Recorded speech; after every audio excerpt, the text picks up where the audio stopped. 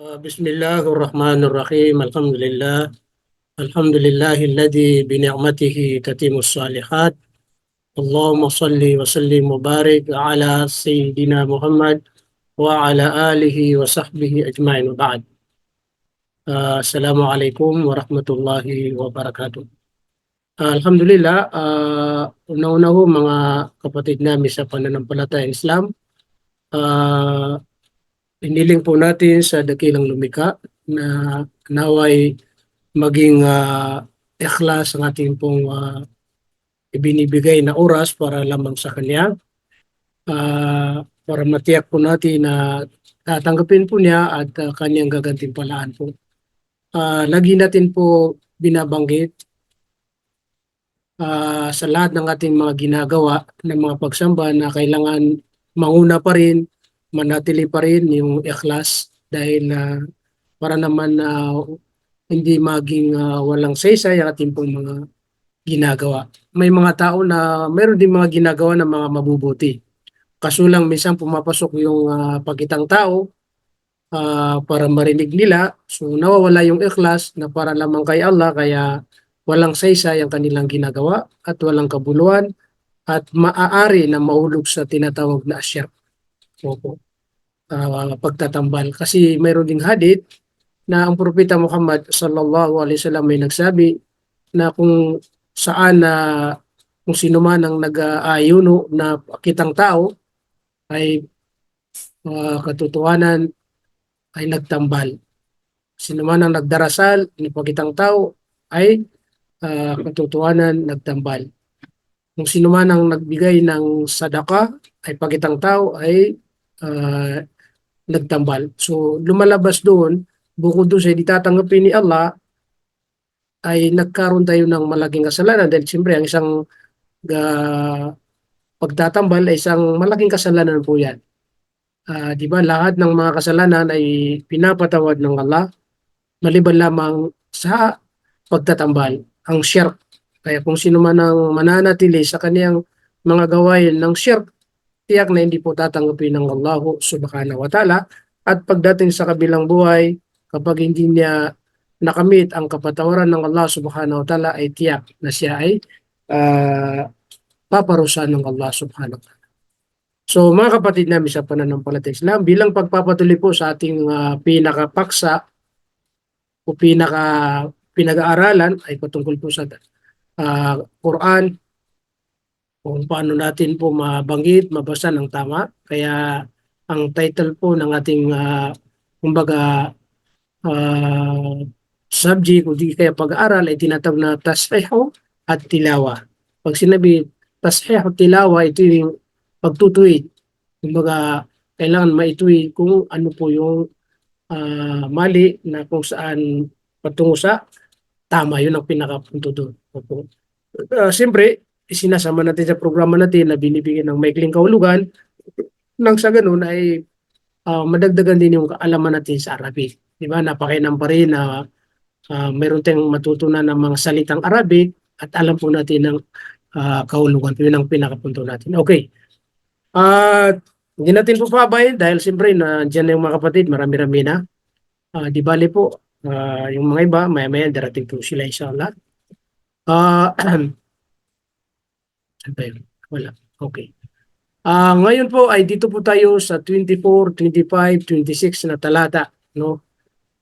Mapapansin niyo po minsan dalawang talata, minsan tatlong talata. Yan ang nagpapalitan, dalawa o tatlong. Depende po yan kasi meron akong kumbaga bilang na pag nakapasok doon yun. Kaya minsan dalawa, pag nakapasok yung kumbaga pattern ko doon, minsan tatlo. Opo. So, pag isa lang, ibig sabihin mahabang talata. Kasi may mga talata na mahaba po talaga. Pag medyo mga mahaba, mga maikli, yung tatlo na. Pero pag medyo mga mahaba rin, tagdadalawa. Kaya ang karamihan, kadalasan po, nating pong binabasa tuwing tayo nag-aaral ay dalawang talata po. So, kung bibilangin natin po yan sa isang linggo, may apat na talata. So, gawin mong 2 linggo, So mayroon tayong, kung tagdadalawa po, mayroon tayong 8 talata, di ba? Kaya ibig sabihin sa isang buwan, alam natin kung ilang talata na ating pong nababasa o na pag-aaralan. So kaya minsan hindi natin namamalayan, natatapos natin kagad. Halimbawa, katulad namin, hindi namin namalayan na kailang sura po namin na nabasa, yung mga nauna. At siyempre, yung Suratul Baqarah, mababa po yan. So yan ang katatapos namin basahin lahat at mabigyan ng kahulugan po. Okay. So isa lang po, katulad pa rin ng dati. At lahat tayo magbabasa. Una po tayo, tapos kayo naman para lahat tayo nagkakaroon ng gantimpala. Opo. May gantimpala pa rin tayo habang tayo nakikinig at dagdag na gantimpala yung ating pagbabasa. Opo, kasi pag nakikinig tayo, may gantimpala tayo kasi yung oras na ginugugol natin ay para kay Allah. Lalong lang kapag nagbabasa. Kaya bukod sa pagkikinig ko sa inyo, may gantimpala. Kaya nagbabasa rin pa rin tayo kasi para lahat tayo magkamit ng maraming gantimpala inshallah. Kasi ito yung pinakapundo natin po. Kumbaga sa savings, ito yung pinaka-savings po natin itong mga gawain ng mga mabubuti, pagbabasa ng Quran, pag-aalala sa Allah subhanahu wa ta'ala, at iba pang mga gawain pagsamba. Okay. So inshallah po, magsisimula na po tayo. أعوذ بالله من الشيطان الرجيم بسم الله الرحمن الرحيم ذلك بأنهم قالوا لن تمسنا النار إلا أياما معدودات قالوا لن تمسنا النار إلا أياما معدودات وغرهم في دينهم ما كانوا يفترون فكيف إذا جمعناهم ليوم لا ريب فيه ووفيت كل نفس ما كسبت وهم لا يظلمون قل اللهم مالك الملك تؤتي الملك من تشاء وتنزع الملك ممن تشاء وتعز من تشاء وتذل من تشاء بيدك الخير إنك على كل شيء قدير. Okay, bismillah. Tawagin natin si Insan Ahmad. Pwede na magsimula. Ahmad Malumalo. أعوذ بالله من الشيطان الرجيم بسم الله الرحمن الرحيم ذلك بأنهم قالوا لن تمسنا النار إلا أياما معدودات وغرهم في دينهم ما كانوا يفترون فكيف إذا جمعناهم ليوم لا ريب فيه ووفيت كل نفس ما كسبت وهم لا يظلمون قل اللهم مالك الملك تعطي الملك من تشاء وتنزع الملك ممن تشاء وتعز من تشاء وتذل من تشاء بيدك الخير إنك على كل شيء قدير. Sadaqallahul Azim. Jazakallahu khairan sa inyo pong pagbasa. Next, tawagin po natin si Amir. الشيطان الرجيم بسم الله الرحمن الرحيم ذلك بأنهم قالوا لن Ano ba? تمسنا Anamat si Kulo. النار Qalu, anamat Kulo. Qalu. قالوا لن تمسنا النار إلا أياما Anamat si Kuya. معدودات Madgadang Kuya. Ayamam. أياما معدودات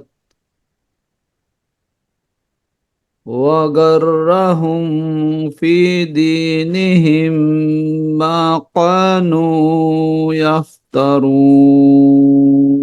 Sabi niya ngumasya. Pagarahon. Ano to, insan? Wagarahum. Kasi kakabihan. Wa- Wagarahum.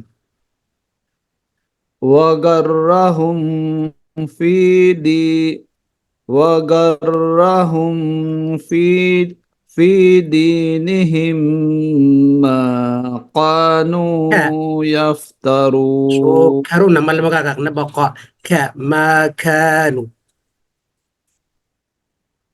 ما كانوا يفترون.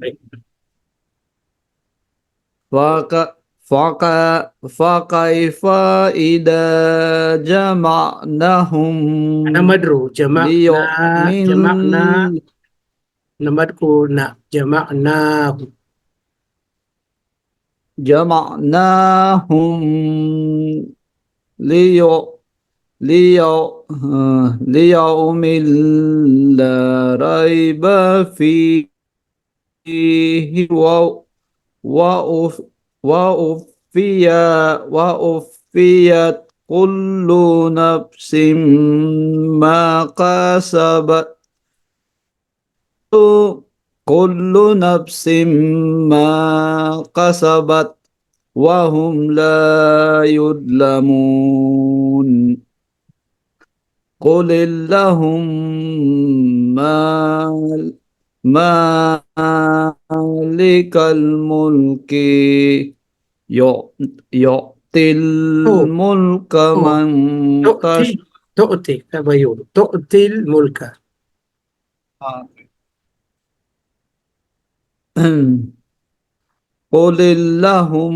قل اللهم مالك Buti الملك man ta tutulugan mima. تؤتي Qulillahum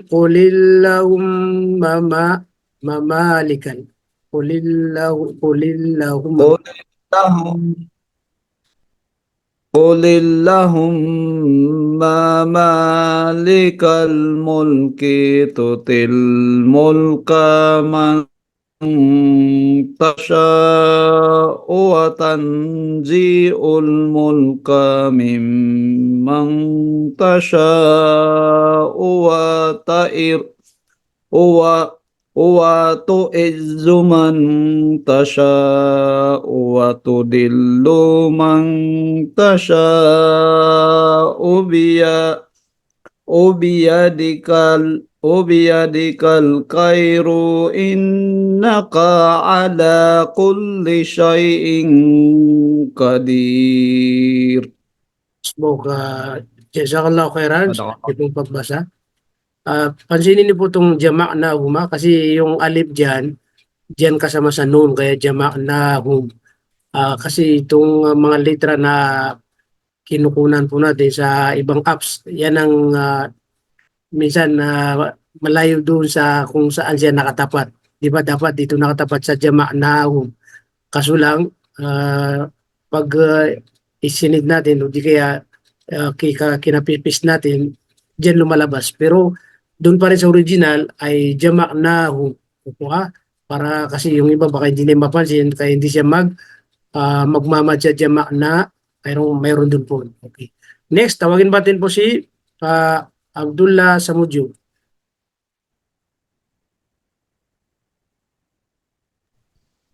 Bismillah. Assalamualaikum warahmatullahi wabarakatuh. Ustaz. Waalaikumsalam warahmatullahi wabarakatuh.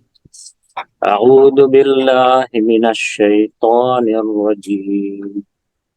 Bismillahirrahmanirrahim. Dalika dalika bi annahum qalu la sanan naru illa ayyaman ma'dudat wa gharrahum fi dinihim ma kanu yaftarun fakaifa idza jama'nahum fakaifa idza jama'nahum liyaumin la raiba fihi wa wuffiyat kullu nafsin ma kasabat wa hum la yudlamun qulil qulillahumma malikal mulki tu'til mulka man tasha' wa tanzi'ul mulka man tasha' wa tu wa tu'iz wa tu'izzu man tasha'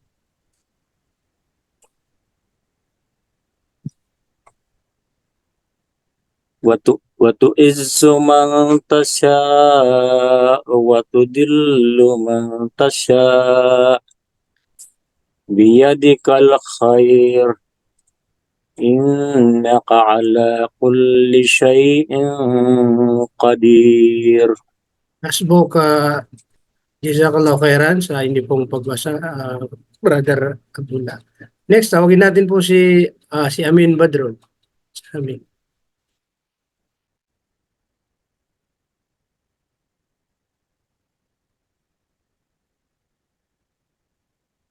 Insan, kung ano po kayo, pwede kayo magbasa. Si Insan namin. Hindi po ba kayo busy? Okay, so baka busy na po si Amin. Balikan po natin. Ayan, yan. Saan ba yun? Nawala yata. Okay. Nawawalan kanyang signal. Sige po, balikan natin mamaya kasi nawala po siya. Naka-out. Ayan. Okay. Tawagin natin po si ano. Ayan, nakabalik na si Amin. Okay. Isa, pwede ka magbasa.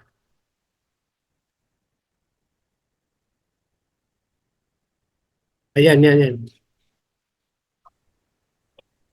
Minsan, kan go. Ayan po, yan, yan. Malino, May malino. problema ka. Sa internet. O, sige, sige po. Okay.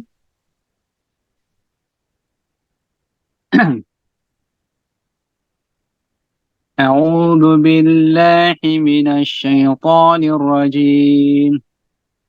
بسم الله الرحمن الرحيم. ذلك بأنهم قالوا لن تمسنا النار إلا أياما معدودة Basta terkero. وغرهم Basta في terkero. دينهم Basta terkero yun siya na mapakatas kansukan yan. Maadudat. So, kung manin, alay naging yaftarun. Okay. إلا أياما معدودات وغرهم في دينهم ما كانوا يفترون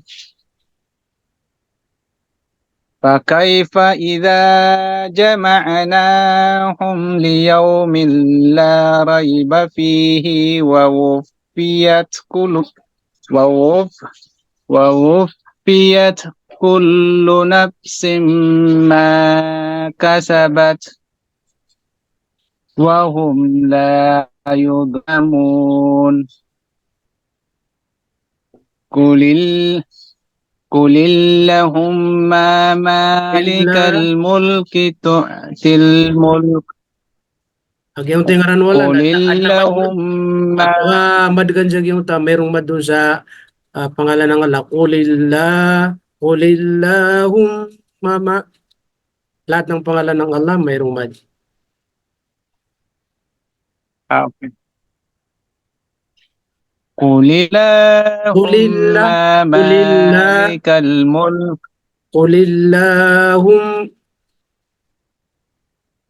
قل اللهم مالك الملك تؤتي الملك من تشاء وتنزع الملك ممن تشاء وتعز من تشاء وتذل من تشاء بيدك الخير بيدك الخير إنك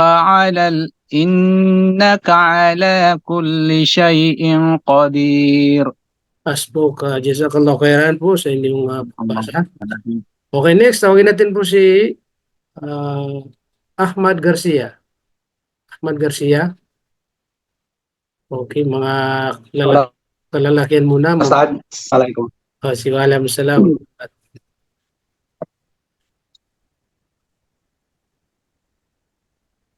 A'udzu billahi minasyaitonir rajim. Bismillahirrahmanirrahim. Dalika bi annahum lan tamassanan nar il illa ayyaman ma'dudat Illa illa wagar pagiulit po dun so illa ayyamam ma'dudat. illa ayyaman ma'dudat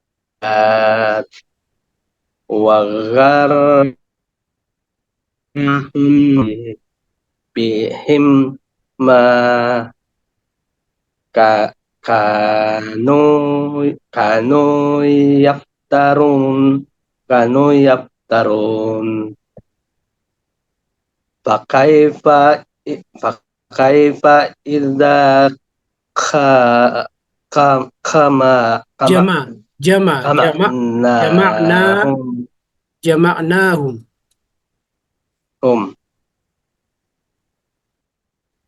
kaifa idza jama'nahum liyaumil la raiba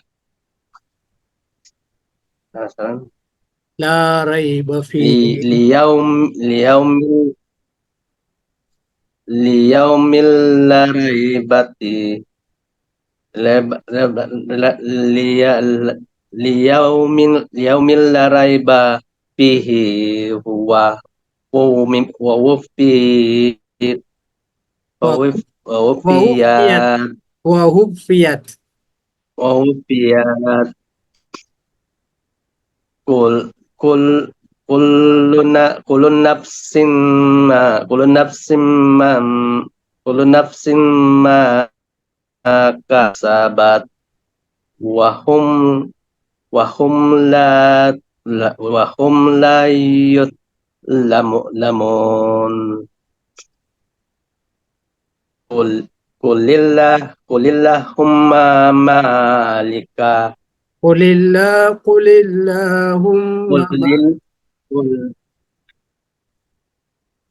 Qulillahumma malikal mulk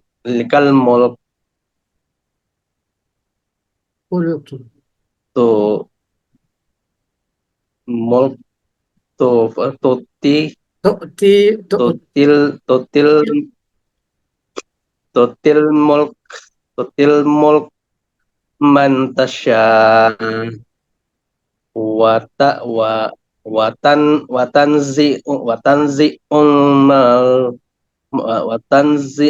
mulk ma mimman tasya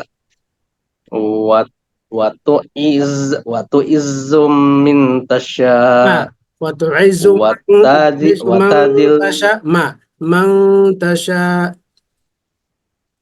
watu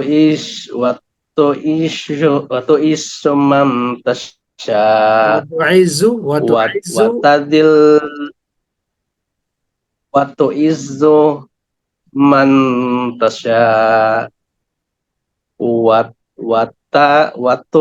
watudillu man tasya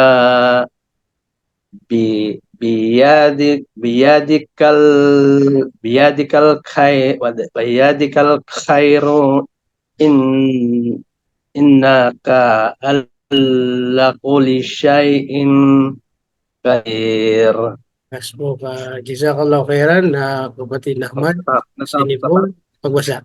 Inshallah po sa bandang huli inshallah ay magiging katulad kanila inshallah. Magiging katulad mo sila inshallah.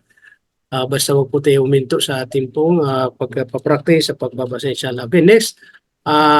Dahil po lahat po natin natawag yung mga brothers.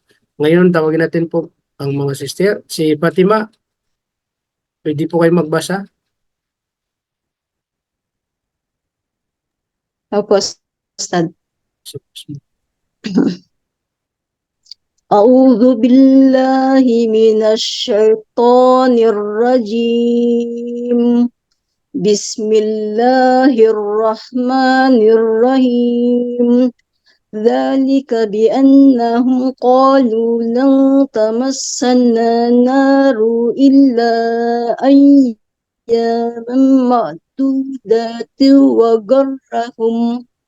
وغرهم في دينهم ما كانوا يفترون فكيف إذا جمعناهم ليوم لا ريب فيه ووفيت كل نفس ما كسبت وهم لا يظلمون قل اللهم مالك الملك Kulillah, mayroong majikul Allah. Kulillah.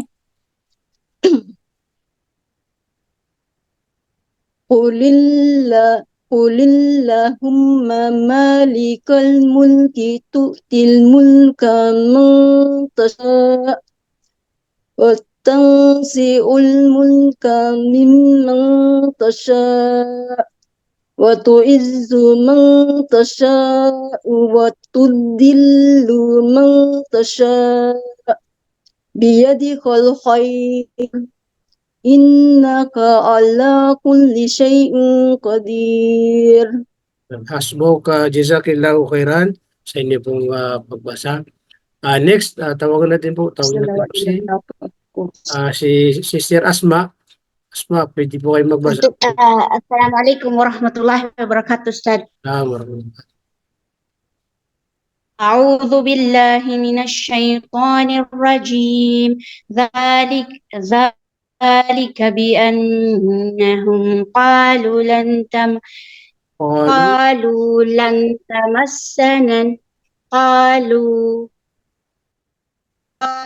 لن تمسنا النار إلا أياما معدودات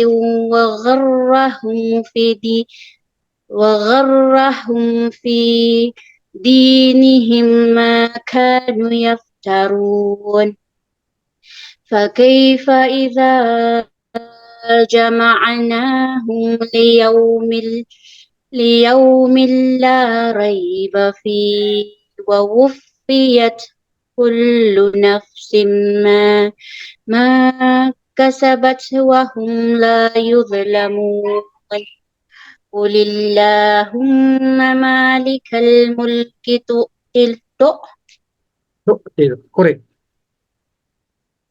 تؤتي الملك من تشاء تشاء وتنزع الملك ممن تشاء وتعز من تشاء وتذل من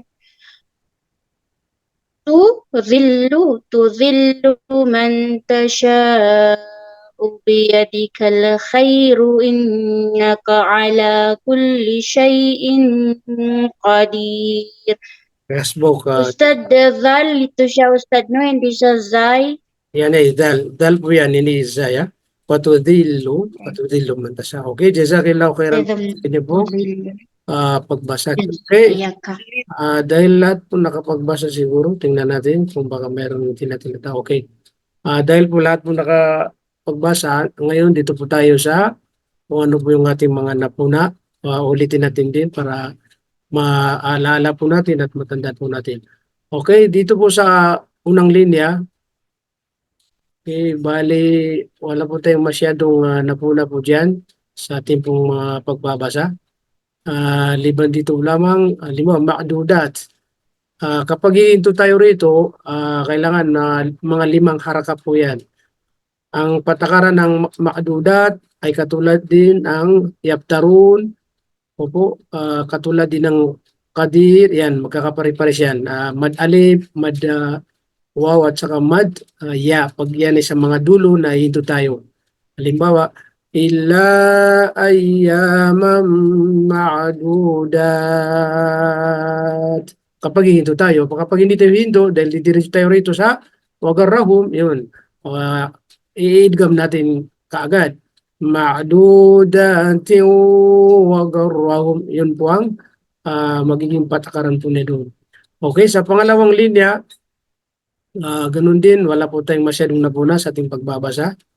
Sa pangatlong linya, ganun din, wala po tayong masyadong napuna na nagbasa.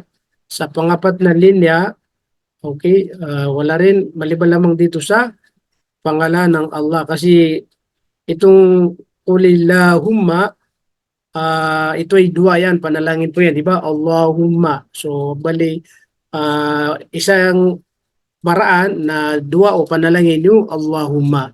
So, kahit wala po tayong nakikita dyan na mad, dahil siyempre nandun na po yung pangalan ng Allah, kaya mayroon pa rin tayong mad na alif dyan na tinutukoy. Kaya, kulillah, hindi pwedeng kulillahumma, nawawala yung mad. Opo. Kaya, mayroon mad na obligado dyan, kaya kulillahumma, opo. Hindi po yung kulillahumma. Siyempre, dahil po wala tayong nakikita dyan na nakatayo na mad, kaya yung iba akala niya dire-diretso po yan. Basta ang ano po natin, kapag pangalan ng Allah, automatic yan, mayroong mad po yan. Allah, Allah, yan. Hindi yan mawala. Yan po ang ating napansin sa pangapat. Sa pangalima po, wala tayong masyado po na po narito. Po. Bali, sa pang-anim ay ganun din, wala po tayong masyadong. So, alhamdulillah, ating pong pagbasa ay okay naman. Lipat po tayo sa ano po bang maaari na itanong natin sa ating pong mga binasa ngayon. Opo, pwede tayo magtanong dito lamang sa ating pong binasa. Kung wala po kayong katanungan, magpapatuloy pa rin tayo sa mga maikling kahulugan po. Ustad, Opo, Abdullah. may yan pong yung halimbawa yung mantasya, yan ba ay malinaw yung pagbigkas ng mantasya o parang ano lang siya? Ito po, mantasya. Mantas parang gano'n. Okay, mantasya, ito Opo, Ustad. ikhfa po yan, literang ikhfa itong ta, ang nun ay sukun, ayan, lahat po ay sukun, pero ikhfa pa rin yan, kaya ang ikhfa, hindi natin po babanggitin yung nun, ang babanggitin natin ay ikhfa, kaya itatago pag ikhfa. So, dun po rin malapit sa pinakaano natin na tinatawag NG, yung nga, di ba? Kaya watu'izzu man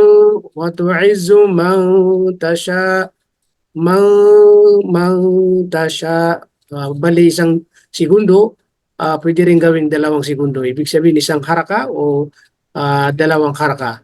Opo, yun ang tamang pagbigas po yan. Brother Abdullah. Opo, Ustad. Pero itong Shay'in Qadir, itong Ayan. klaro po yung ano. Shay'in Qadir, ikhfa din yan dahil ang litrang kaf ay ikhfa, kaya Ay, opo. Shay'in. Shay'in Qadir, itong ya ay sukun po yan, pero pagdating sa hamza, dahil yan ay tanwin. So kung ano man ang hatol po rito sa noon at saka sa tanwin ay pares po yan. Opo, dahil Sorry. lahat ng mga litra na kasunod nila ay mga litrang Opo, ikhfa. Kaya kulli shay'in qadir. Ayan. Man tasha. Okay, jazakallahu khairan na Brother Abdullah. wow, Ustad. Ustad, Shukran po. Ustad, may i-clear din ako. Sige. Si Ahmad, opo. Yung nasa yung amsa na may dama, Ustad, sa dulo ng tasya, hindi ba't hindi sa ba't hindi sa yung pwede na parang hindi nasa binibigkas ba? Kapag huminto tayo Ano po yung dyan, ano doon? Ba't hindi kapag huminto yung, tayo, yung kapag huminto tayo dyan, talagang hindi po yan babanggitin, pero parang ano Babasahin. yata, parang magbe-break tayo dyan na mayroon sukon na ano, kasi di ba ginagawang sukon po yung sa dulo. Kaya pag binasa natin yan, pag hihinto tayo, di ba? Kaya doon tayo nakapagsabi na bakit hindi nababanggit, pero nababanggit ng kunti yan. Kaya alam mo, wa tu'izzu man tasha. Yung paghinto natin doon sa oras na yun, parang nagbigay tayo ng pinakamaliit na kumbaga sukun doon sa hamza, di ba? Man tasha. So, Okay. hindi natin kinaklaro na tasha kasi magiging kalkala naman dahil hindi yan litrang kalkala. So, ano lang gagawin natin, pinaka maliit na at least makahinto tayo doon.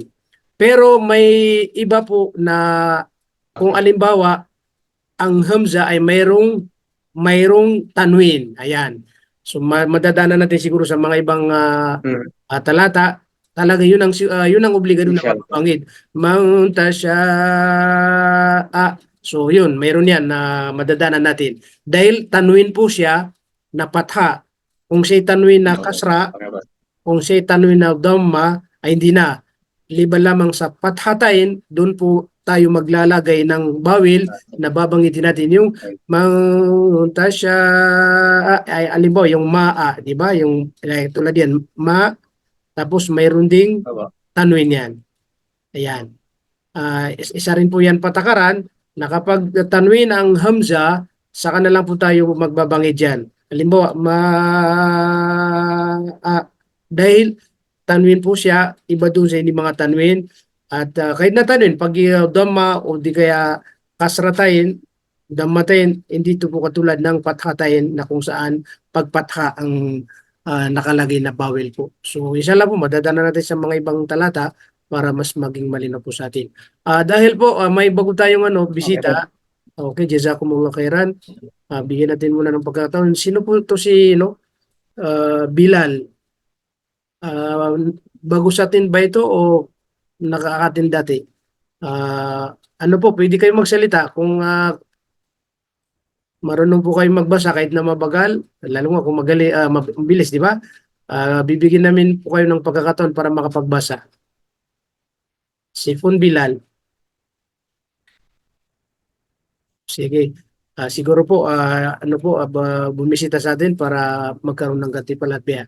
Di bale po pag oras na handa po siya magsalita, mas maganda rin para malaman po natin kung siya ba ay marunong na magbasa o hindi natin alam kung ano pong kanyang estado po. Okay. So dahil po meron pa akong natitirang ilang minuto, so bibigyan natin ng maikling paliwanag para po mas magkaroon din ng dagdag kaalaman. Okay?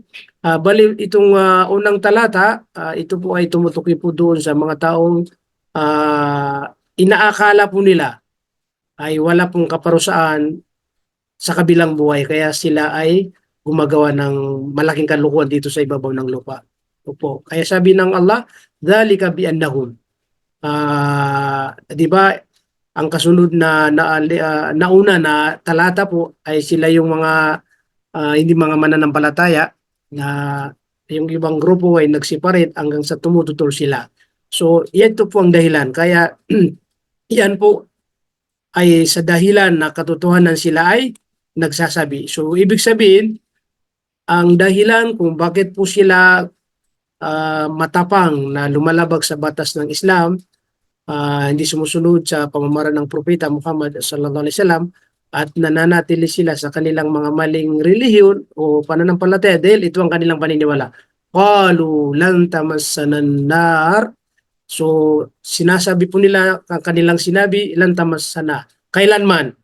Pag sinabi lan, parang totally diniin mo yun na kailanman tamassanan nar. Ibig sabihin hindi sila kumbaga masusunog sa apoy ng impyerno, hindi sila mapaparusaan sa impyerno, kasi yung tamasan na yung bang tawag doon, kumbaga sa apoy, yung talagang susunugin niya yung tao na yun. Hindi kaya kung ano man ang bagay na hinahawakan ng apoy, ay yun na sinusunog niya. So ang kanilang paniniwala, hindi sila mapaparusaan sa pamamagitan ng susunugin sila ng apoy sa impyerno, illa ayyaman ma'dudat. Maliban lamang daw sa mga araw na mabibilang. Ibig sabihin, makdudat, kumbaga, inisip nila na ilang araw lang sila makakatikim ng, alimbawa, kung susunugin po sila doon sa apoy ng impyerno, ang kanilang paniniwala hindi permanent.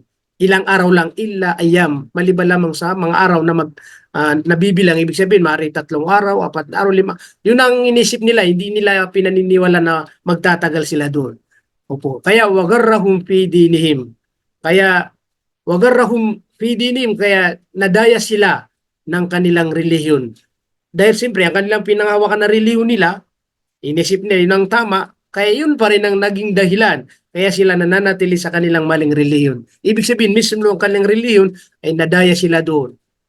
Na hindi nila inahanap yung katotohanan o tamang relihiyon dahil ang kanilang pa rin paniniwala parang yung kanilang relihiyon. Kaya magkano yaftarun, kaya nagkaroon sila ng tinatawag na pag sinabi na yaftarun, parang nagimbito sila sa mga salitang mga kasinungalingan. Ibig sabihin, gumawa sila ng mga gimmick nila na puro po sabihin natin kasinungalingan. Nagimbito sila. Halimbawa, sasabihin nila yung mga salitang, ay hindi yan salita ng Diyos, hindi yan salita ni Propeta, hindi yan, ito yung tama, ito yung mali. So, nagkaroon sila ng yaftarun. Ibig sabihin, nananatili na sila gumagawa ng mga kasinungalingan po. So, ang pinakadahilan doon, dahil sa inisip nila, hindi sila magtatagal sa kaparusaan sa apoy ng impyerno.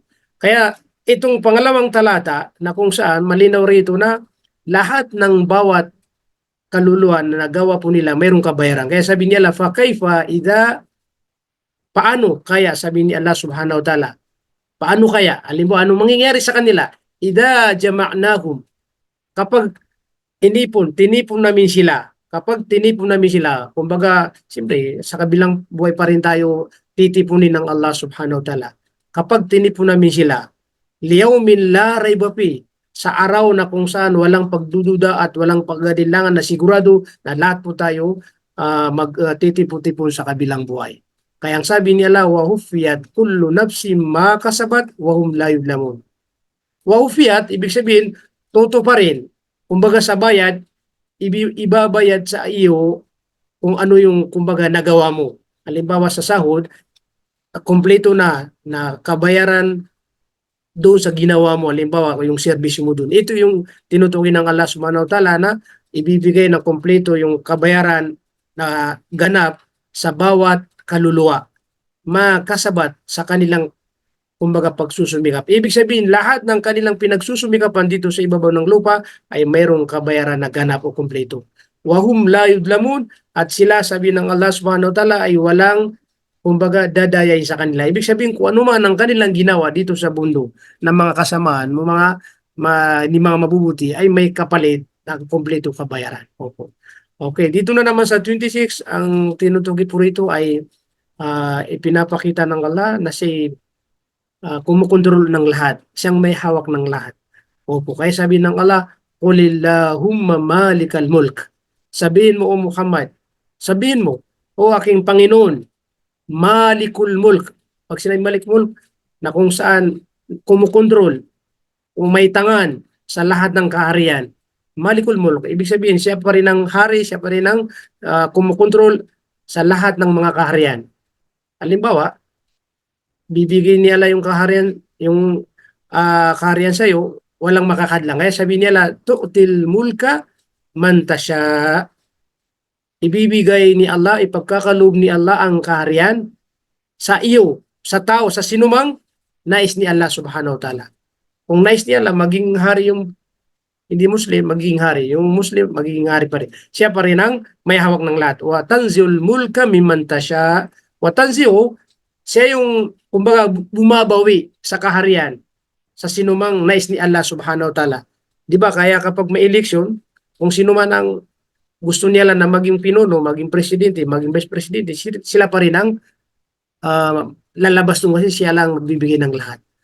At kung sino man ang nais niya lang na babawin ang kaharian niya, yung tatanggalin sa posisyon, dati na siyang mayor, siyang presidente, dahil nais niya lang, kaya matatanggal pa rin. Hindi ang nagtatanggal ang mga tao, si Allah pa rin ang katunay ng nagtatanggal ang lahat. Okay. Wa tu'izzu man tasya.